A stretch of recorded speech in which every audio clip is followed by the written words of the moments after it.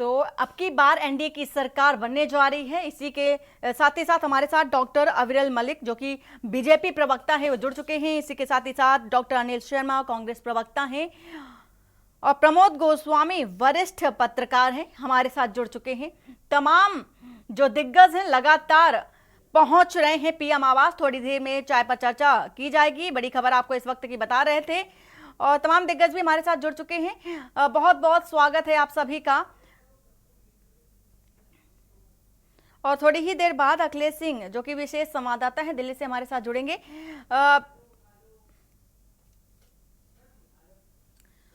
और आलोक त्रिपाठी वरिष्ठ पत्रकार भी हमारे साथ जुड़ चुके हैं। सबसे पहले बीजेपी प्रवक्ता हमारे साथ हैं, उनका तारुफ कर लेते हैं। डॉक्टर अविरल मलिक। अविरल जी, जिस तरह से देखा जा रहा है कि अभी तक बीजेपी जो थी बहुमत की सरकार बना रही थी, लेकिन अब देखा जा रहा है कि गठबंधन की सरकार है, यानी कि एनडीए की गठबंधन सरकार बनाने जा रही हो। आज शाम शपथ ग्रहण होने जा रहा है। सरकार की सबसे बड़ी चुनौतियां क्या होंगी नई सरकार में?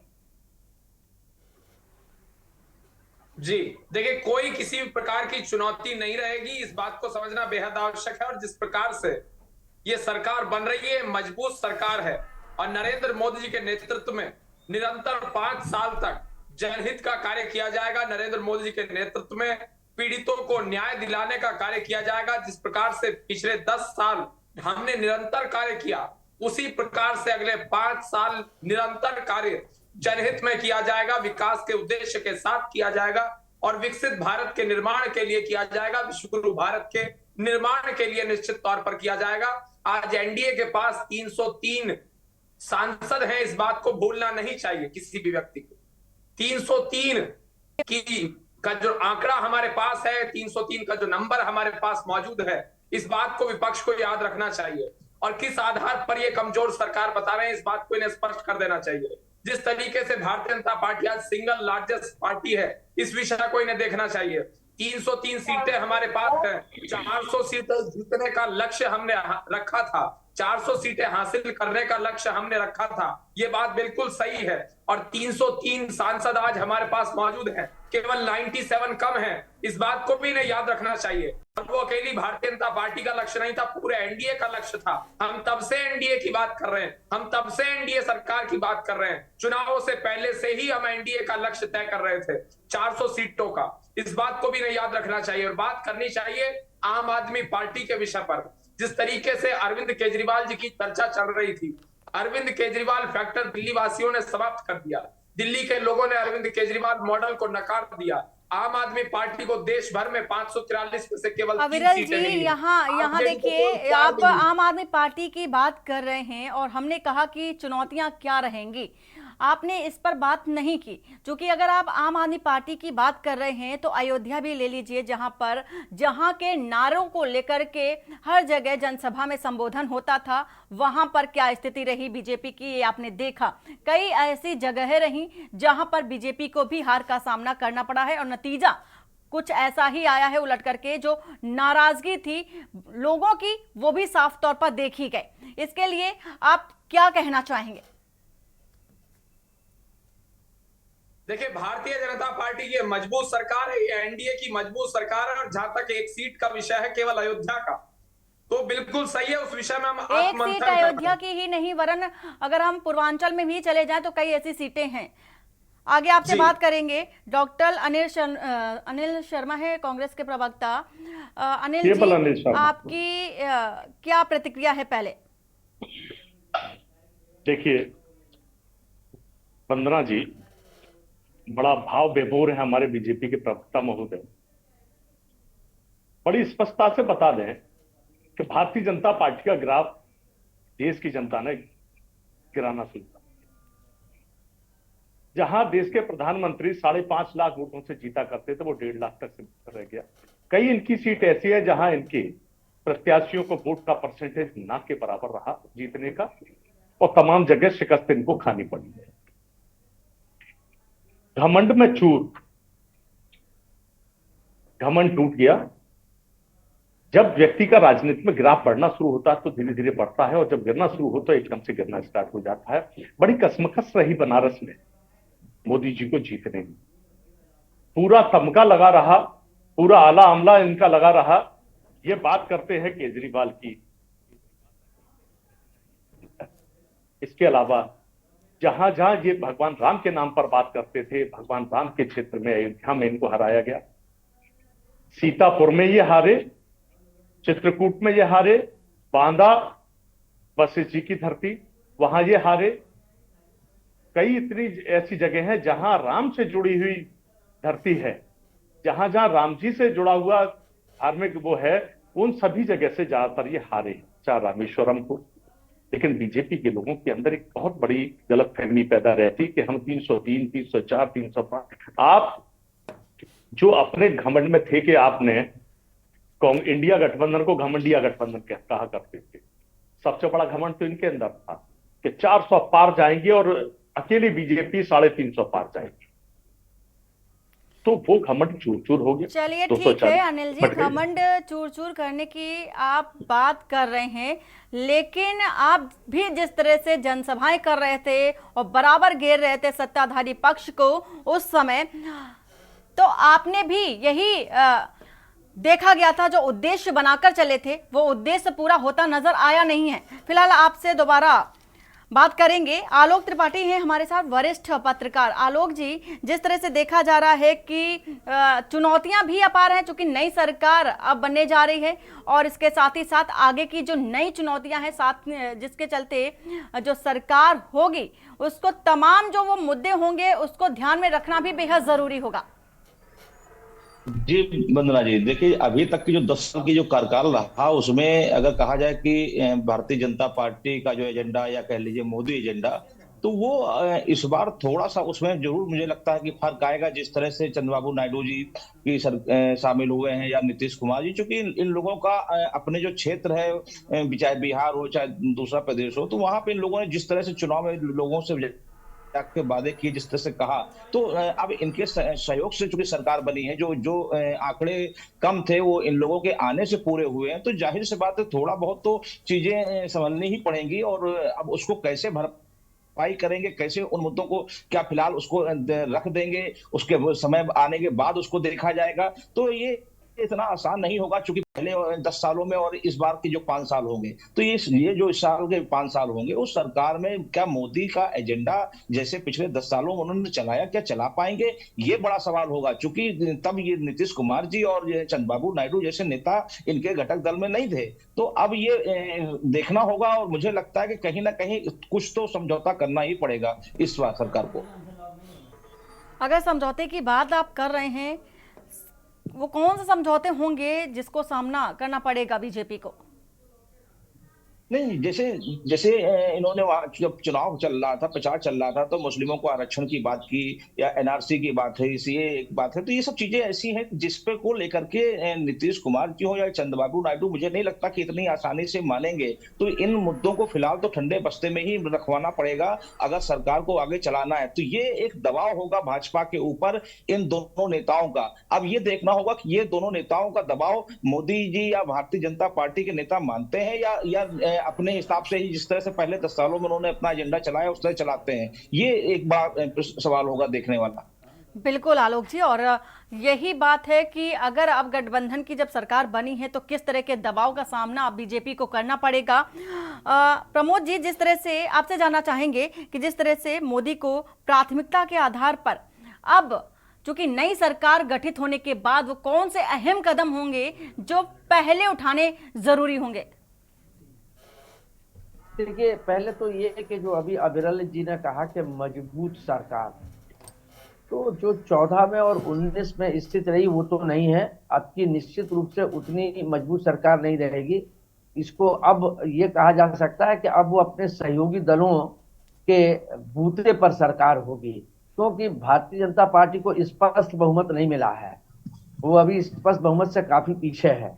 और जहां तक अभी जो अभी त्रिपाठी ने कहा वो सही कहा कि इसमें नायडू साहब का और नीतीश जी का क्या रोल रहेगा, और वो जो उनके मुद्दे हैं उन मुद्दों को, और विशेष रूप से जो कहीं ना कहीं एक विवादों में रहे हैं मुद्दे, चाहे समान आचार संहिता कानून का रहा हो, चाहे वो नीतीश कुमार जी ने ये शुरुआत की थी जातिगत जनगणना, इनकी डिमांड होगी, भारतीय जनता पार्टी उसके सहमत में नहीं थी। ऐसे तमाम मुद्दे हैं कि जिन मुद्दों को अब लागू करना, पहले तो ये सरकार की मर्जी थी, उसके पास स्पष्ट बहुमत था, तो वो जो जो निर्णय लेती थी उसको इम्प्लीमेंट कर लेती थी। लेकिन अब कोई भी निर्णय लेने के पीछे पहले उनको अपने सहयोगियों को कॉन्फिडेंस में लेना पड़ेगा। और विपक्ष भी अब वो मोथरा विपक्ष नहीं है, अब विपक्ष भी बहुत मजबूती से आ गया है, तो इन मुद्दों का वो भी प्रखरता से विरोध करेगी। और दूसरे, भाजपा को या प्रधानमंत्री को अब आपकी प्रधानमंत्री उस तेवर में नजर नहीं आएंगे जिस तेवर में पहले या 2 कार्यकाल में रहे हैं। तो ये मजबूरियां प्रधानमंत्री की और भारतीय जनता पार्टी की स्वाभाविक है, स्पष्ट बहुमत न होने के कारण। जहां तक मुद्दों की बात है कि कौन कौन से लेके आएंगे, जो उनके मुद्दे चल रहे थे, या जो आपकी एक चीज और भी है, मतलब इसमें भी कि जो जिस ढंग से वो धर्म की राजनीति को एक प्रमोट करने का या उसको आगे लेके चलने का था, उस पर वो कहीं ना कहीं वो अपनी बैकफुट पे आएंगे। क्योंकि अयोध्या ने उनको ये बता दिया है, चित्रकूट ने उनको बता दिया है, सीतापुर ने उनको बता दिया है, और जो राम गमन पथ कह लो जो बनाने की बात थी, तो वो पूरा पथ ले लीजिए। तो कहीं ना कहीं जो धर्म से जुड़े आधार से उत्तर प्रदेश ने उसमें आईना दिखाने का काम किया है। तो मुझे नहीं लगता है कि आपकी वो मजबूत सरकार के रूप में उभरेंगे। और कितने दिन क्या रहेगी ये, चूंकि नीतीश जी के बारे में भी मालूम है कि नीतीश जी के लिए दरवाजे बंद थे, लेकिन राजनीति है, राजनीति में सब चलता है। नायडू जी जेल गए थे, क्या वो कसक कब निकल आएगी ये भी नहीं कहा जा सकता। तो अब की मजबूत सरकार तो नहीं कही जा सकती है। हाँ, सरकार बन गई है गठबंधन की, निश्चित रूप से वो एक जरूर के गठबंधन के पास, एनडीए के पास जो है वो स्पष्ट बहुमत है। लेकिन जो ये 2 लोग हैं, ये कब तक कंधे से कंधा मिला के चलेंगे, ये कहीं ना कहीं प्रधानमंत्री को कंप्रोमाइज करना पड़ेगा। और अगर कंप्रोमाइज नहीं किया, जो प्रधानमंत्री का स्वभाव है, या प्रधानमंत्री की जो एक एरोगेंसी है, या प्रधानमंत्री की समझौता न करने का जो स्वभाव रहा है, वो अब नहीं होने वाला है। और अगर ऐसी स्थिति पैदा होती है तो टकराव की स्थिति की संभावना से इनकार नहीं किया जा सकता। बिल्कुल बिल्कुल प्रमोद जी, जिस तरह से देखा भी गया था कि जब चुनावी प्रचार चल रहा था उस समय भी टकराव देखा गया था तमाम दलों के बीच। लेकिन अब चूंकि आज शाम का वो समय है जब प्रधानमंत्री के रूप में नरेंद्र मोदी शपथ लेते नजर आएंगे, उनके साथ कई सांसद भी होंगे जो शपथ लेते नजर आएंगे राष्ट्रपति भवन में। इसी के साथ ही साथ डॉक्टर अविरल मलिक जी, आपसे जानना चाहेंगे कि जिस तरह से विरोध भी देखा गया था चुनाव के दौरान, जब मतदान हो रहा था उस दौरान भी देखा गया, उससे पहले भी देखा गया, खास तौर पर अगर देखा जाए ठाकुर यानी कि क्षत्रिय मतदाताओं में भी विरोध देखा गया, जिसका नतीजा भी सामने आया, खामियाजा भी बीजेपी को भुगतना पड़ा, ऐसा लोगों का कहना था, क्षत्रिय मतदाताओं का कहना था। क्या लगता है कि जो 4% तक का वोट प्रतिशत था ठाकुरों का, वो कांग्रेस और सपा को मिला है या उनको इसका लाभ मिला है? देखिए, उत्तर प्रदेश के संबंध में निश्चित रूप से हम आकलन कर रहे हैं, आत्ममंथन कर रहे हैं। और जहां तक बात है राष्ट्रीय स्तर की, अन्य राज्यों की यदि बात कर ली जाए तो कांग्रेस की क्या स्थिति है, ये कांग्रेस के प्रवक्ता भलीभांति जानते हैं। कांग्रेस पार्टी की कितनी सीटें आई हैं पश्चिम बंगाल में, इन्हें बताना चाहिए। और उसके साथ साथ कांग्रेस मुक्त पश्चिम बंगाल का निर्माण हो गया, कांग्रेस मुक्त मध्य प्रदेश का निर्माण हो गया, कांग्रेस मुक्त उत्तराखंड का निर्माण हो गया, कांग्रेस मुक्त हिमाचल प्रदेश का निर्माण हो गया, कांग्रेस कितने राज्यों में भाजपा मुक्त निर्माण हो गया ये और बताइए, कितने राज्यों में भाजपा मुक्त कर दिया गया ये और बताइए ना डॉक्टर साहब। आम आदमी पार्टी मुक्त, अरे आप अपना देखिए ना, भाजपा मुक्त हो गया कितने राज्यों, 9 राज्यों में भाजपा को हटा दिया, बिल्कुल जीरो। अपनी जीत का ये ना, कितने राज्यों में आपको जीरो कर दिया गया है, जनता ने आपको नकार दिया। अनिल जी आप शांत रहिए, अनिल जी आप शांत रहिए, अविरल जी को अपनी बात पूरी करने दीजिए। जी देखिए, हिमाचल प्रदेश की यदि बात की जाए तो 4 में 4 भारतीय जनता पार्टी जीतती है, 5 में से 5 उत्तराखंड में भारतीय जनता पार्टी जीतती है। छिंदवाड़ा के गढ़ की ने चर्चा करनी चाहिए, कमलनाथ के गढ़ की ने चर्चा करनी चाहिए। आखिर क्यों कांग्रेस के प्रवक्ता इस विषय पर मौन है? और उसके साथ साथ 29 में से 29 लोकसभा सीटें मध्य प्रदेश के अंदर भारतीय जनता पार्टी जिस प्रकार से, आपकी सरकार के कितने मंत्री हारे हैं, सरकार के कितने मंत्री हारे हैं, मौन आप उस पर क्यों हैं? वर्तमान उत्तर सरकार प्रदेश के जो दो देखिए, बार केवल एक दशक सरकार आपकी चली, जिनके जो मंत्री थे, मंत्री हारे हैं, उनके बारे में बताइए, क्या स्थिति है, उन पर आप मौन क्यों हैं? की स्थिति अरे बताइए ना। भाजपा जिस प्रकार से बुरी तरह से हार रही है, 43 मिनट तक लाइट चली जाती है उस क्षेत्र की, जहां ईवीएम बदल दी जाती अनिल है, जी वहां पर कुछ आप भी मौन हो, क्यों हैं? लेकिन सत्ता में फिर भी एनडीए की सरकार ही है। आप शांत रहिए, अविरल जी को बात पूरी करने दीजिए। मैं बता रहा हूं किस आधार पर यह मजबूत सरकार है। जिस तरीके से 303 का आंकड़ा हमारे पास मौजूद है और सत्ता में आने के लिए केवल 272 सीटों की आवश्यकता होती है, हमारे पास 303 का आंकड़ा है। इस बात को याद रखिए। तो मजबूत सरकार का अर्थ क्या होता है, कृपया करके बता दें मुझे। और सिंगल लार्जेस्ट पार्टी साथियों पर टिकी हुई थी, शर्तें आपके गठबंधन के साथियों ने रख दी है, तो उन शर्तों को पचा नहीं पा रहे हैं आप अभी तक। कांग्रेस ट्रिपल डिजिट में नहीं पहुंच पाई। राहुल बाबा के आधार पर कांग्रेस पार्टी ट्रिपल डिजिट में भी नहीं पहुंच पाई। इस बात को मत भूलिएगा। ये ना भूलिए कि भाजपा का ग्राफ गिरना शुरू हो गया, धीरे धीरे खत्म हो जाएगी, निश्चित समझ लीजिए। चलिए ठीक है अनिल जी जिस तरह से आप भी आरोप प्रत्यारोप कर रहे हैं, लेकिन अगर उत्तराखंड की बात कर लें, उत्तराखंड में क्या स्थिति देख रहे हैं, कहां पर चूक रह गई? क्योंकि हरीश रावत ने भी स्टार प्रचारक के तौर पर तमाम तरह की प्रचार की बातें करी और खुद मैदान में उतर करके लोगों के बीच पहुंचे थे। हालांकि तनातनी कांग्रेस पार्टी के अंदर भी देखी गई थी उत्तराखंड में। देखिए, सभी पार्टियों में तनातनी होती है, लेकिन 5 सीटों पर बीजेपी ही है। मणिपुर में क्या पोजीशन रही? अरे नहीं, 5 सीटों पर बीजेपी ही है। हाँ बिल्कुल ठीक है। तो कहां चूक रह गई कांग्रेस पार्टी की? बीजेपी से कहां चूक हुई पंजाब के अंदर? सैनिकों ने नकार दिया। आपके पास आएंगे अविरल जी, आपके पास आएंगे। अविरल जी, पंजाब के पंजाबियों ने आपको नकार दिया। किसानों के साथ जिस प्रकार का दुर्व्यवहार किया, किसानों ने आपको नकार दिया। हरियाणा में क्या पोजीशन हुई आपकी? तमिलनाडु में क्या पोजीशन है? पंजाब में क्या है? सिक्किम में क्या है आपकी पोजीशन? मणिपुर में क्या रहा? महिलाओं के साथ जो इतना जघन्य अपराध आपने किया, आपकी पार्टी के लोगों ने किया, मणिपुर ने जवाब दे दिया आपको। उत्तराखंड के नाम में पर क्या आप रहा, आए मैं थे। ये जानना चाह रही हूँ। वो केवल उत्तराखंड नहीं, मैं पूरा देश में बात करिए। उत्तराखंड वासियों ने दे दिया। अग्निवीर अग्निवीर चिल्ला रहे थे, उत्तराखंड वालों ने बता दिया अग्निवीर के विषय में। अग्निवीर पर आपकी पार्टी के सहयोगी पार्टियों ने शर्त रख दी है कि अग्निवीर को समाप्त करिए। क्यों नहीं करना चाहते? नहीं, आप जवाब दीजिए ना। आपके सहयोगी दलों ने, नीतीश कुमार जी ने और नायडू जी ने शर्त रख दी, अग्निवीर और पुरानी पेंशन पर शर्त को पूरा करिए ना। अग्निवीर आने वाले दिनों में नहीं बन सका, इस बात को तो मानते हैं आप। अग्निवीर चुनावी मुद्दा नहीं बिल्कुल बन बना चुनाव, सका। केवल उत्तराखंड नहीं। अगर सैनिक केवल उत्तराखंड से आते हैं, अविरल जी हरियाणा में देखने को मिला अग्निवीर क्या चुनावी मुद्दा रहा। तमाम जगहों पर देखने को मिला कि अग्निवीर क्या मुद्दा रहा है कि नहीं रहा है, और जनता ने उसको बता भी दिया है। आपके पास आएंगे, लेकिन अनिल शर्मा जी को अपनी बात पूरी कर लेने दीजिए। ये सैनिकों का अपमान कर रहे हैं। सैनिक पूरे देश से आते, केवल उत्तराखंड से सैनिक नहीं आते हैं। सैनिकों की भर्ती या अग्निवीरों की भर्ती हुई तो पूरे देश से भर्ती होती है, और सीमा पर लड़ने वाला जवान केवल उत्तराखंड का नहीं होता, पूरे देश का होता है। अगर ये उत्तराखंड तक सीमित करना चाहते हैं तो पूरे देश के सैनिकों का अपमान कर रहे हैं बीजेपी के प्रवक्ता।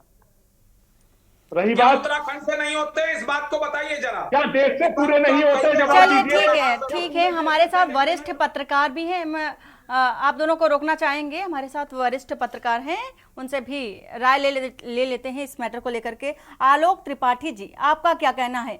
जिस तरह से बीजेपी के प्रवक्ता और कांग्रेस के प्रवक्ता बात कर रहे थे, और खास तौर पर बीजेपी के प्रवक्ता ये कह रहे थे कि इस बार चुनावी मुद्दा अग्निवीर नहीं रहा, जबकि धरातल की स्थिति जो कि हम सभी ने देखी, अग्निवीर, महंगाई, बेरोजगारी, ये तमाम मुद्दे उठे थे। देखिए वंदना जी, मुद्दे बहुत से थे और उन छोटे छोटे मुद्दों ने ही पूरा जो यूपी का जो सबसे बड़ा गणित बिगाड़ा, वो उसका कारण ही यही छोटे मुद्दे थे। चाहे वो संविधान का मामला हो, चाहे भारतीय जनता पार्टी के जो अपने मूल कैडर के लोग हैं उनका निरादर हो, चाहे जो योजनाएं थी सरकारी उनका सही से इस्तेमाल ना होना हो, चाहे बेरोजगारी हो, बड़ी संख्या में लोग शिक्षा मित्र हो, चाहे फार्मासिस्ट हो, बहुत संख्या में लोग धरने देते रहे, प्रदर्शन करते रहे, लेकिन उनकी सुनवाई नहीं हुई। और तो ये ऐसे नहीं कि सिर्फ एक मुद्दा है अग्निवीर। आप सोचिए, जो जिसने 25 साल सरकारी नौकरी करने के बाद जब उसको पेंशन की आवश्यकता हुई, आपने पेंशन बंद कर दी। क्या विधायक सांसदों की पेंशन क्यों नहीं बंद करते हैं आप? जो 5 साल के काम करता है तो वो सामाजिक सेवा के लिए आता है। तो ये सब कई मुद्दे थे। इन कई मुद्दों के चक्कर में ये भारतीय जनता पार्टी का जो यूपी में बेड़ा गर्क हुआ है, ये इसका सिर्फ एक मुद्दा हम नहीं कह सकते, ये कई मुद्दे थे। जिस तरह से बहुत बड़ी संख्या में भारतीय जनता पार्टी में बाहर के लोगों का आना और भारतीय जनता पार्टी के जो मूल कार्यकर्ता थे उनकी अनदेखी करना, ये भी एक कारण हो सकता बहुत बड़ा था, क्योंकि वो लोग घर बैठ गए। क्योंकि पहले ऐसा नहीं होता था, पहले जो बूथ लेवल पे कार्यकर्ता थे, इस बार तो पन्ना प्रमुख बनाए गए थे। पन्ना प्रमुखों की जिम्मेदारी क्या थी? यही थी ना कि आप उसके पास जो 15, 17, 20 घर जो दिए गए हैं, उन घरों के लोगों को वोट डलवाना। लेकिन ऐसा नहीं हुआ, कोई पन्ना प्रमुख घर से बाहर नहीं निकला वोट डलवाने के लिए। यही कारण रहा कि मतदान का प्रतिशत भी कम रहा, चाहे आप लखनऊ ले लीजिए या अन्य जगह ले लीजिए। तो ऐसा नहीं कि एक मुद्दा रहा अग्निवीर मामला, कई मुद्दे ऐसे रहे, कई लोगों के मामले ऐसे रहे जिनकी वजह से भाजपा की यूपी में ये जो स्थिति बिगड़ी वो इस कारण हुई। बिल्कुल बिल्कुल, देखा भी यही गया था। प्रमोद गोस्वामी जी, आपका क्या रिएक्शन है? नहीं, देखिए, जो अविरल जी ने कहा, खैर एक प्रवक्ता हैं, एक पार्टी के प्रवक्ता हैं, अपने पक्ष रखेंगे वो अलग बात है। लेकिन जो ये कहा कि कांग्रेस को देखना चाहिए, ये तो कांग्रेस मुक्त का अभियान था बीजेपी का, और कांग्रेस 100 के आसपास पहुंच गई, 99 पे पहुंच गई। लेकिन भारतीय जनता पार्टी जो 350 पे पहुंच रही थी, एनडीए 400 पहुंच रहा था, वो 303 पे रह गया, और स्पष्ट बहुमत भी बीजेपी पे नहीं आ पाया। तो बेहतर ये होता कि पहले अपनी स्थिति भी देखें कि हम कहाँ पहुंचे। कांग्रेस के पास कुछ खोने को नहीं था, उसने तो गेन किया। जो बीजेपी को गेन करना था वो उसने लूज किया। ये यथार्थ और कड़वा सच है, इसको स्वीकार करना चाहिए। जहां तक अग्निवीर की बात है, अग्निवीर के मुद्दे ने ही भारतीय जनता पार्टी को बहुत डेंट किया है। और जो अभी ये बात कही अनिल जी ने कि अग्निवीर का मुद्दा जो है वो उठाया जा चुका है सहयोगी दलों के द्वारा। अब अग्निवीर के मुद्दे पे भारतीय जनता पार्टी बैकफुट पे आएगी, उसको हटाएगी, उसको संशोधित करेगी या क्या करेगी, ये आगे वाली देखने का वक्त होगा। तो ऐसा नहीं है, कुछ चीजें ठीक है, आप अपनी जगह पे हैं, आप अपने पक्ष पार्टी का रखेंगे, लेकिन जो सच है वो तो है ही कि भारतीय जनता पार्टी ने लूज किया है और कांग्रेस ने गेन किया है। बिल्कुल, और देखा भी यही गया था। अनिल जी, आपका क्या कहना है? जिस तरह से आप आरोप लगा रहे थे कांग्रेस पार्टी पर और कांग्रेस मुक्त करने की बात कर रहे थे, लेकिन कांग्रेस तो यहाँ पर किसी तरह से गेन करती नजर आ रही थी, मुक्त तो हुई नहीं।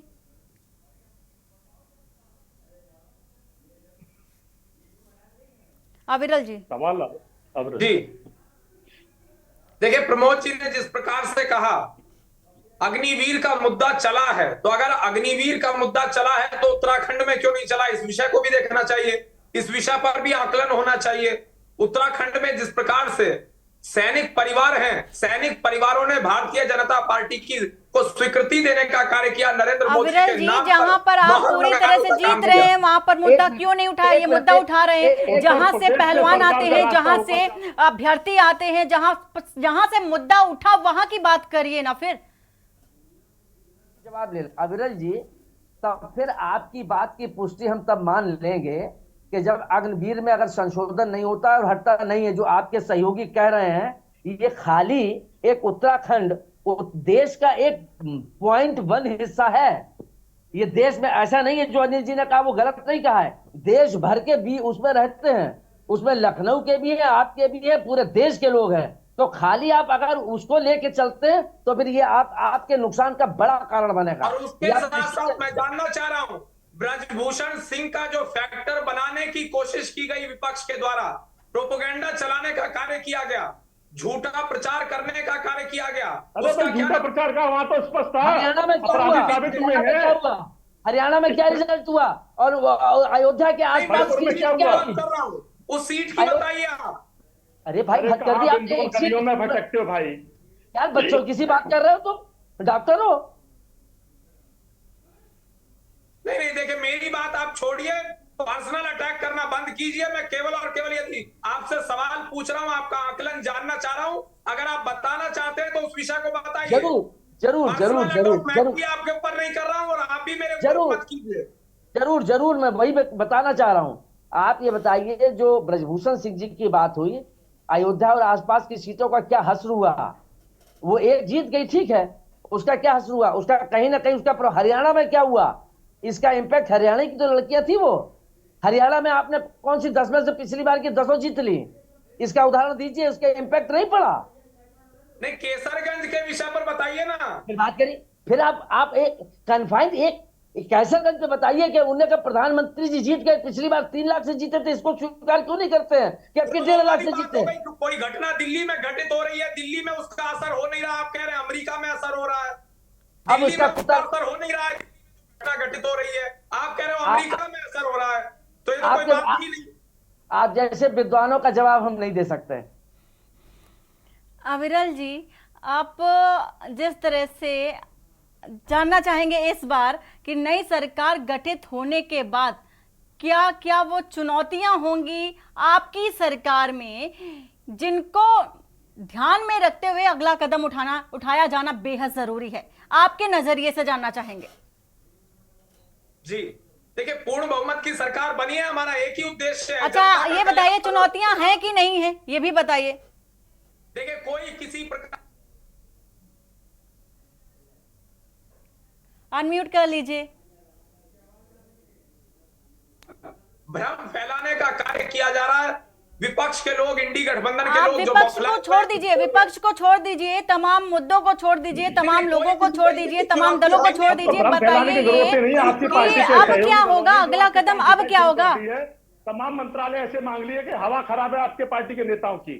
अनिल जी आपके पास आएंगे, अनिल जी आपके पास आएंगे, अनिल जी आपके पास आएंगे। अविरल जी से सवाल है कि अब आगे की जो नई सरकार बनेगी, इसके बाद क्या कदम होगा, और क्या लगता है कि इस बार आपको चुनौतियां हैं आपके पास? नेताओं की हालत खराब है जी। देखिए, किसी प्रकार की कोई चुनौती नहीं है, किसी प्रकार की कोई समस्या मौजूद नहीं है, हमारा एक ही उद्देश्य है, वो है विकास करना। जिस तरीके से हमने पहले, अच्छा ठीक है, विकास की बात आप कर रहे हैं, विकास की बात आप कर रहे हैं, तो अनिल जी आप शांत रहिए, आपके पास आएंगे। अनिल जी आप शांत रहिए, आपके पास आएंगे। आपकी सरकार में भी देखा गया था, महंगाई बेरोजगारी जैसे मुद्दे उठे थे, और आपकी सरकार में क्या कुछ रहा था ये आपसे भी नहीं छिपा हुआ है। फिलहाल अविरल जी आप ये बताइए, जिस तरह से आप कह रहे हैं कि चुनौतियां नहीं है, विकास की बात करते हैं, विकास के दम पर ही आगे के कार्यभार संभालेंगे और आगे के कार्य जो हैं वो होते रहेंगे, लेकिन जिस तरह से आपकी जो चुनावी नतीजे आए हैं, इसको लेकर आप क्या कहेंगे? आपका नजरिया क्या कहता है? क्या लगता है आपको कि कोई मुद्दा रहा ही नहीं है? देखिए, उत्तर प्रदेश के विषय में जहां तक बात है, हम आत्मचिंतन कर रहे हैं इस विषय का, और जहां तक देश की बात है तो साउथ की आप बात कर लीजिए। केरला के अंदर किस तरीके से हमने उपस्थिति दर्ज कराई है, हमारा वोट शेयर इंक्रीज हुआ है साउथ में, और उसके साथ साथ तमिलनाडु की बात कर ली जाए, तमिलनाडु में हमारा वोट शेयर इंक्रीज हुआ है, इस बात को कोई नहीं नकार सकता है। सीट कितनी आई है साउथ इंडिया के अंदर तमिलनाडु में? सीट कितनी आई है मजबूती के साथ? कितने सांसद जीते तमिलनाडु में आपके? तमिलनाडु में सांसद कितने हैं? वोट शेयर इंक्रीज हुआ, मैंने इसको बताया। सांसद बताइए ना, सांसद कितने हैं तमिलनाडु में? सुन लीजिए, देखिए बीच में वोट इंक्रीज तो आपके 5 राज्यों के चुनाव हुए थे, 5 राज्यों में कांग्रेस के वोट ज्यादा थे, आपके कम थे। मौका देंगे, आपको मौका देंगे। अविरल जी जो कह रहे हैं इनकी बात पूरी हो जाने दीजिए। झूठ तो बोल नहीं रहा हूं, जैसा मौजूद है, जिस तरीके का रिजल्ट आया उसके आधार पर ही मैं बता रहा हूं। मैं अपने हमने कब कहा झूठ बोला? चलिए ठीक है, आप सभी मेहमान हमारे साथ बने रहिए और बात कर रहे हैं अब की बार एनडीए की सरकार। अगर साल 2014 और 2019 से बीजेपी को अपने दम पर बहुमत हासिल हुआ था, लेकिन इस बार बहुमत नहीं मिला है, गठबंधन की सरकार बनती नजर आई है। आज इस पर ही चर्चा कर रहे हैं, क्योंकि शाम को नरेंद्र मोदी प्रधानमंत्री पद की शपथ लेंगे, इसी के साथ साथ तमाम सांसद भी शपथ लेते नजर आएंगे। क्या चुनौतियां रहेंगी, क्या अगला कदम रहेगा सरकार का, नई सरकार गठित होने के बाद का अगला कदम क्या होगा, किस पर फोकस किया जाएगा, इस पर हम कर रहे हैं चर्चा।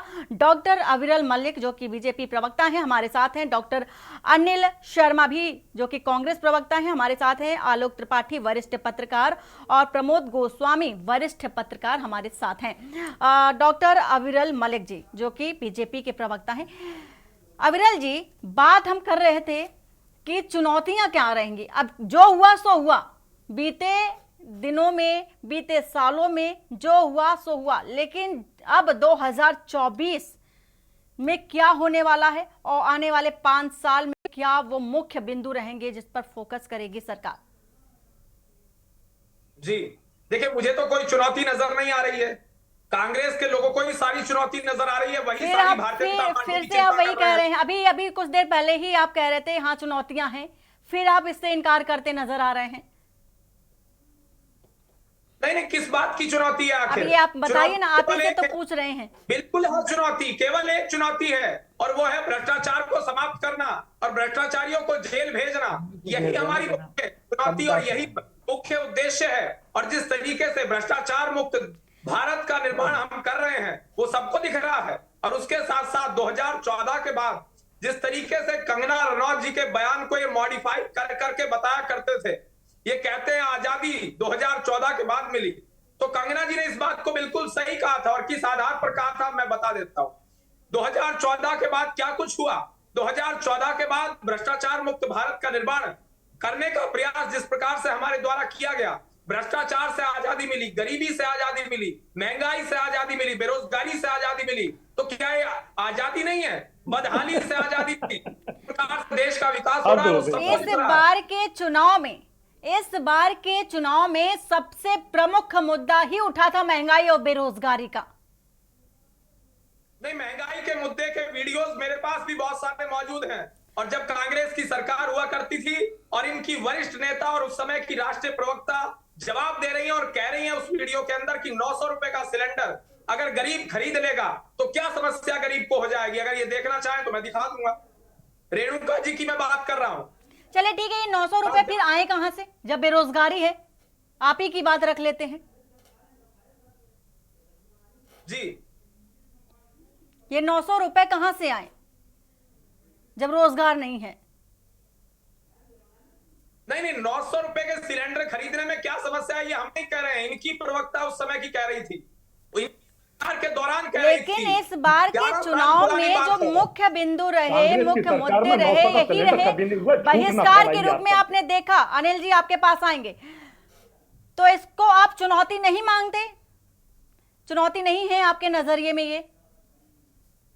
देखिए, हमारा एक ही उद्देश्य है और वो है विकास करना, किस तरह का विकास? चलिए ठीक है, अगर विकास ही आपका नजरिया है तो क्या है विकास?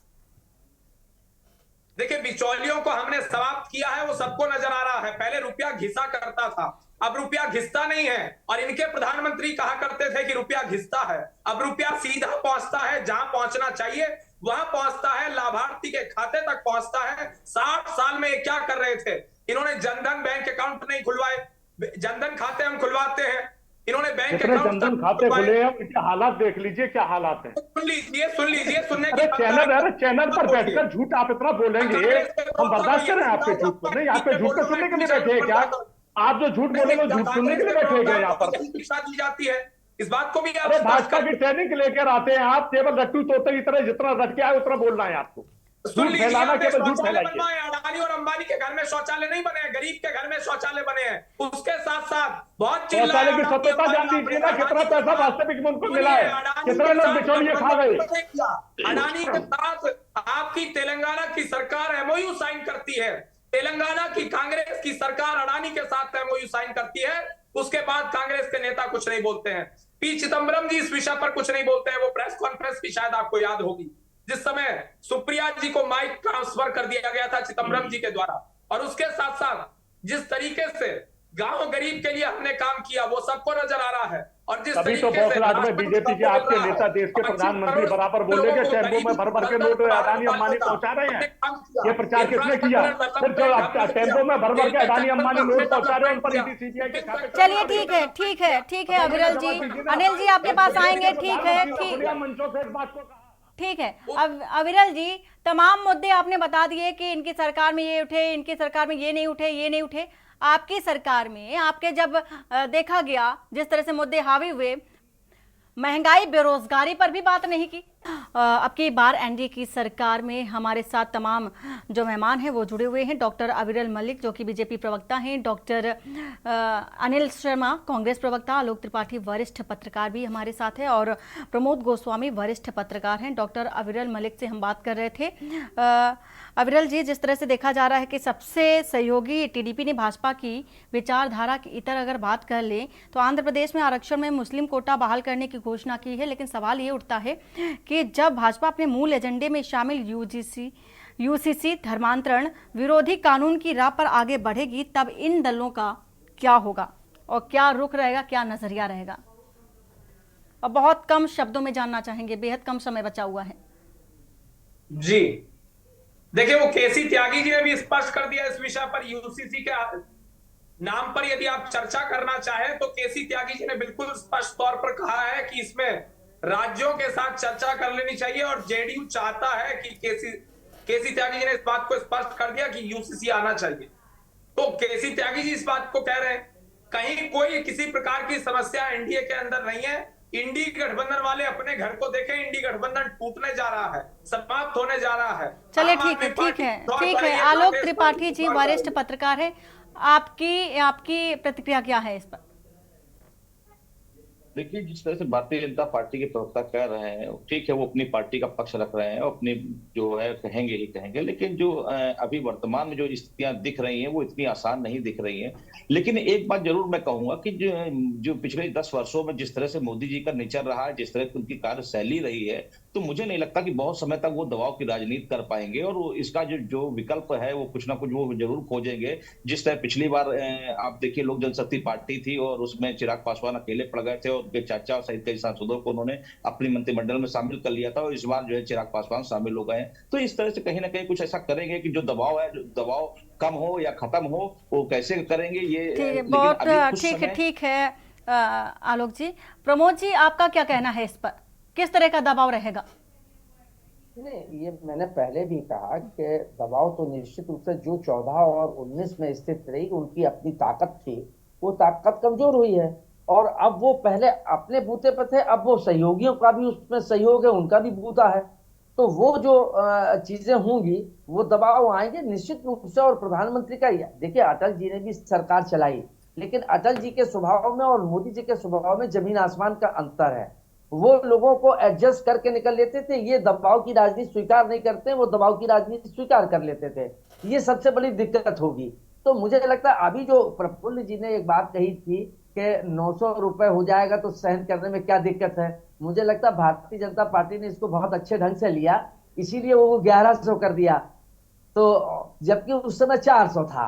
तो ये चीजें अगर उन्होंने 900 कहा तो नहीं सह कर सकते, तो कम से कम घटना तो चाहिए था। तो ये देखिए, भारतीय जनता पार्टी के सामने सबसे बड़ी चुनौती होगी बेरोजगारी की, महंगाई की, और ये सब चीजें होंगी, है ना, किसानों की समस्या होंगी, ये बड़ी चुनौतियां होंगी। और अब जिस ढंग से किसानों को रोकने का काम किया गया था, अब इस सरकार में ये संभव नहीं होगा, क्योंकि और भी लोग हैं, कोई ना कोई समाधान निकलेगा। बिल्कुल ठीक है। ये नई सरकार है मोदी 3.0 की, और इस नई सरकार में नए कदम क्या होंगे ये देखने वाली बात होगी। आप सभी मेहमानों का बहुत बहुत शुक्रिया।